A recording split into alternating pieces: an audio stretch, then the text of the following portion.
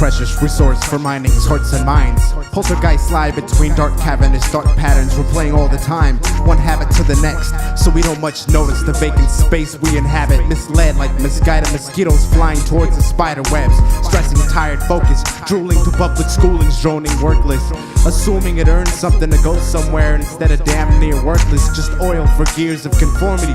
But call it team spirit as the turmoil of fear supporting it dissolves our true purpose. Why souls awoke from timeless sleep to strive for searching, not for a faster microwave or turbo diet, just living our dying days, rebirthing gracefully like earth and sky.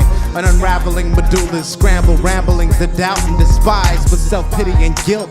If strength to rebel begins to arise, they'll nail you to a pit in hell and torch it to torture your pride. They live under hidden veils, playing sorcerer, horrified inside to stand alone in the world, face themselves and leave the game behind. The same day that'll claim a team has no eye, bricked over by belief, so we only experience a tiny piece of the pie slice of unending energy potential that we can reach. Don't expect television's advice, the system requires participation and hates if you're free. Our glory resides in roaring fire and wide a rolling tide, unwinding somber melancholy horror stories of those younger days. To embrace the prize in the present escaping moment, devoted to feel this power flowing through eyes and skin in thundering rains.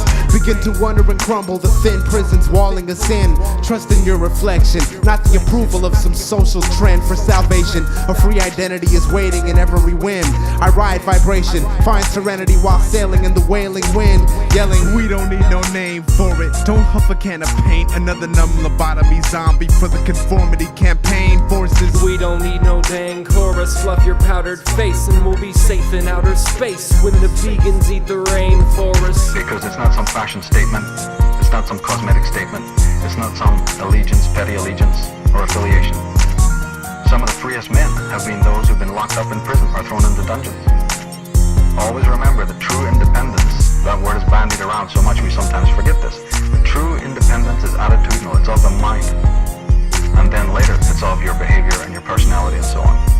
But today, we have to develop an independence against the collective, the consensus trends. Once upon a time, I wrote a pamphlet, it read, save the planet, meat is rancid, feed the children, eat organic, beat the fascists, stop the war, help the poor, don't believe the madness, delete the vote, rock a burqa, punch a cop, eat some cabbage, sell some almond roca, hustle homemade tamales, quit sucking on a soda, stop hooking your homies on Halle, you'd get a job if you shot lower, shit, push a lawnmower or something, learn to budget, you can sweat away the day to get paid, just don't waste it on some gadget.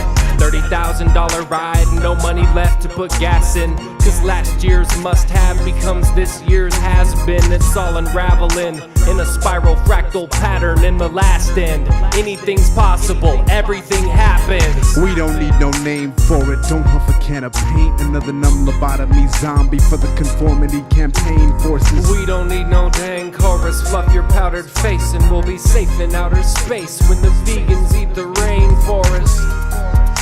The independent person has what I always describe as psychic immunity. He's unmutual. He doesn't want to go along to get along, and he questions and he doubts. And the work of alternative historians like myself is basically applicable to those individuals.